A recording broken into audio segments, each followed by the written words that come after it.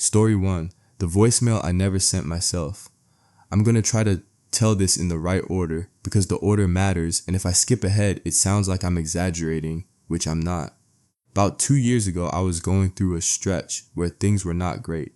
Nothing dramatic, job stress, some financial pressure, the general low-grade weight of being in your early 30s and feeling like you're behind on something you can't quite name. I was functional, going to work, seeing friends, doing everything normally. I just wasn't sleeping well, and I was spending a lot of time alone in my apartment in the evenings, which probably wasn't helping. I mention this because when something strange happens during a period like that, first thing you do is turn it on yourself. You think, I'm tired, I'm distracted, I'm misremembering. You look for the internal explanation before you look anywhere else.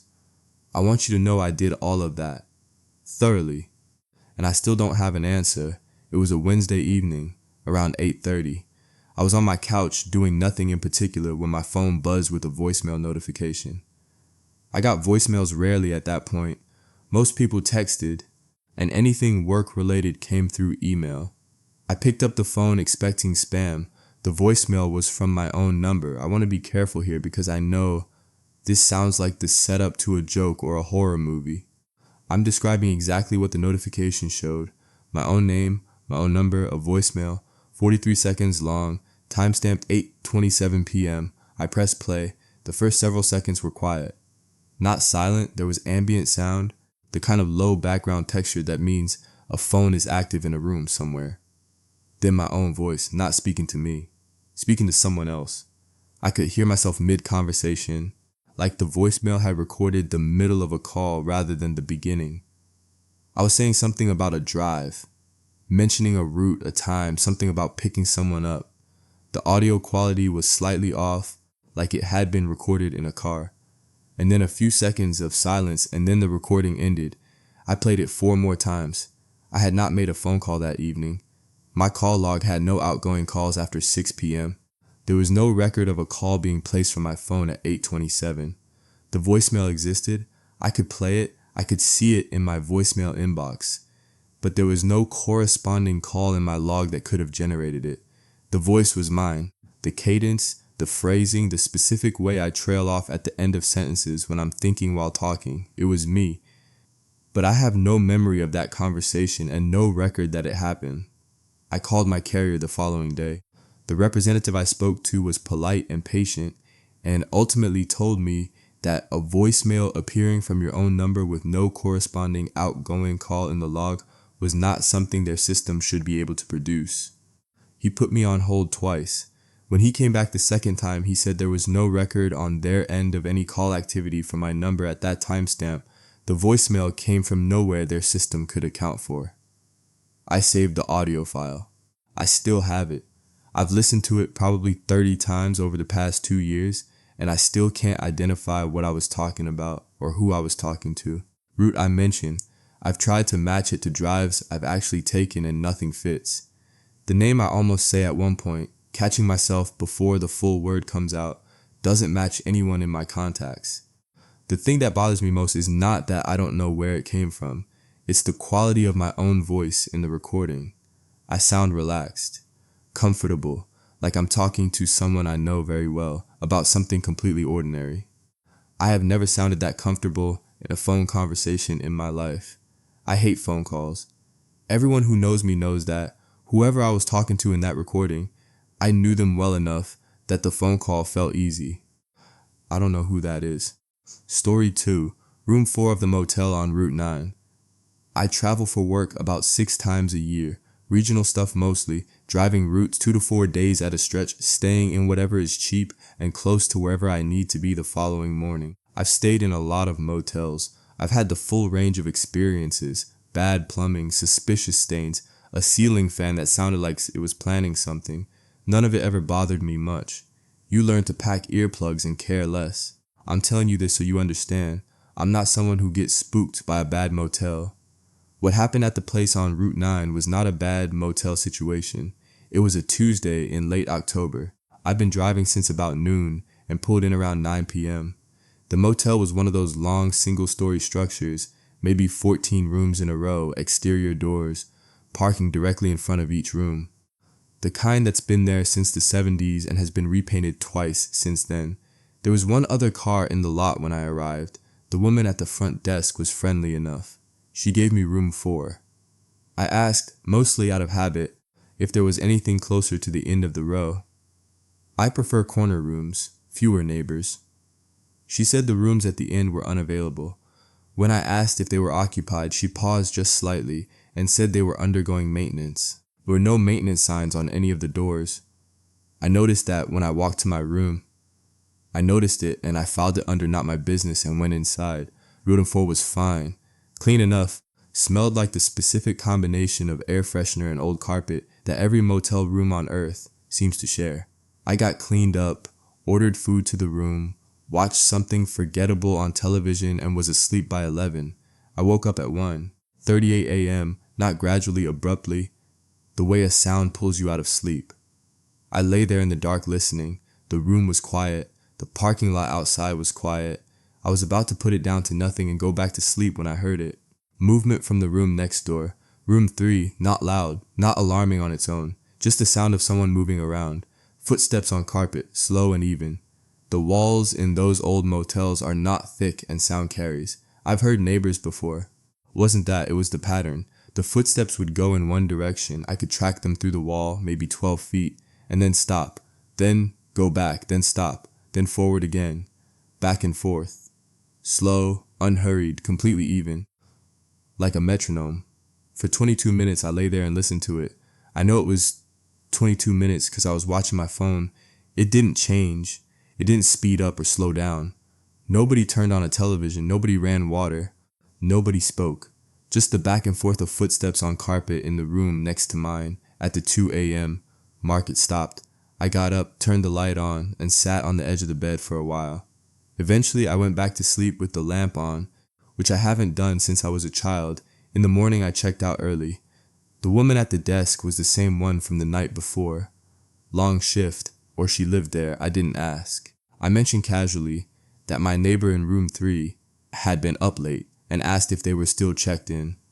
She looked at me for a moment without saying anything. Then she said room 3 hadn't been occupied since the previous Friday. I told her I'd clearly heard someone in there. She said she'd look into it and thanked me for letting her know. Standard hospitality deflection. But when I pulled out of the lot and glanced back at the building, she was already on the phone, not at her desk, standing in the doorway of the office, facing the row of rooms, on the phone. I've driven Route 9 twice since then for work. I take a longer way now that adds about 40 minutes to my drive. I've looked up that motel online more times than I'd like to admit. The reviews are mostly fine. Standard complaints about thin walls, slow Wi-Fi, but there are 3 separate reviews, each from different years, each from people who mention being kept up by sounds from an adjacent room. 2 of them mention being told the room was unoccupied. One of them specifically mentions room 3. I don't know what was in that room. I don't know what walks back and forth in the dark for 22 minutes at a pace that never changes and then stops exactly at 2 a.m. I don't know, and I've made my peace with not knowing. I just don't stay on Route 9 anymore. Story 3. What the trail camera caught at 3 a.m. My dad has about 14 acres of land in a rural part of the state, mostly wooded, with a creek running along the eastern edge of the property. He's had trail cameras set up out there for years, originally for deer scouting during hunting season, eventually just out of habit. He checks the footage maybe once a week, downloads it to his laptop, scrolls through. Most of it is deer, some raccoons, a fox that showed up regularly for about 2 seasons and then stopped. Nothing unusual, just the property doing what property does when people aren't on it. I was staying with him for about 10 days last fall. Between apartments, long story, and I got into the habit of checking the cameras with him in the evenings. It was something to do and I always liked that land. We'd sit at the kitchen table and go through the footage together, him narrating which deer he recognized by their rack size, me mostly just watching. This was on a Thursday evening, about 5 days into my stay. We pulled up the footage from the camera he calls the North Cam, positioned at the edge of the tree line on the north side of the property, facing south toward the open field. Good camera, newer model, decent night vision. The timestamp on the footage, started at dusk the previous day, and we were scrolling through at about 4 times normal speed, the way you do when nothing's happening. We slowed it down around the 2:50 a.m. Marked because something moved at the edge of the frame. At first we both assumed deer. The movement was at the tree line, the right general size, the night vision, giving it that gray-white glow that all warm bodies get on that kind of camera. My dad leaned forward and reached for the mouse to skip ahead, and I put my hand out and told him to wait because it wasn't moving like a deer. It was upright. Not fully, slightly hunched maybe, but upright in the way a person is upright. And it was moving slowly along the tree line, from left to right, staying close to the edge of the woods, not coming out into the open field. We both watched it without saying anything. Moved across maybe 30 feet of the frame over about 2 minutes. The gait was wrong for a bear, too upright, too even. Wrong for a person in the way that it was moving too slowly and too deliberately, with no apparent destination, just following the tree line. At one point it stopped and appeared to turn toward the camera. It stayed facing the camera for 11 seconds. I counted later when I went back through the footage. Then it moved back into the tree line and was gone. My dad is not a man who rattles easily. He grew up on that land. He's been hunting since he was 12. He's encountered bears and coyotes, and once a bobcat at close range, and none of it made him look the way he looked sitting at that kitchen table. He watched the footage 2 more times, and then he sat back and said nothing for a while. I asked him if he'd ever seen anything like that out there before. He said no. Then he said, and this is the part I keep coming back to, that the camera in that position had malfunctioned twice in the last year. Stopped recording for chunks of time with no technical explanation. He'd assumed it was a battery issue and replaced them both times. I asked him when those gaps were. He got up and went to his records. He keeps a notebook, writes down when he checks the cameras, notes any issues. 2 gaps in the North Cam footage, one in February, one in June. Both in the early morning hours. The camera had never caught what caused them. We set up a second camera facing the same tree line the following morning. Overlapping field of view, covering the blind spots. My dad also put up a motion-activated light on the north side of property, pointed at the tree line. I left 4 days later. He's texted me 3 times since about the cameras. Twice to say nothing unusual showed up. Once, about 6 weeks after I left, to say the motion light had triggered at 3:10 a.m., and when he looked at the camera footage there was nothing in the field, nothing the camera could see. The light triggered for something. I've looked into what it could have been. I've gone through the whole list. Bear, coyote, large dog, person, camera artifact. None of them fully fit what we saw on that footage. A person would have to be on private land with no road access at 3 a.m., with no apparent purpose, moving in a way that no person I've ever seen moves, and then standing completely still facing a trail camera for 11 seconds in the dark. My dad still checks the cameras every week. He hasn't said anything else about it, and I haven't asked. Some things you just decide to leave in the tree line where you found them.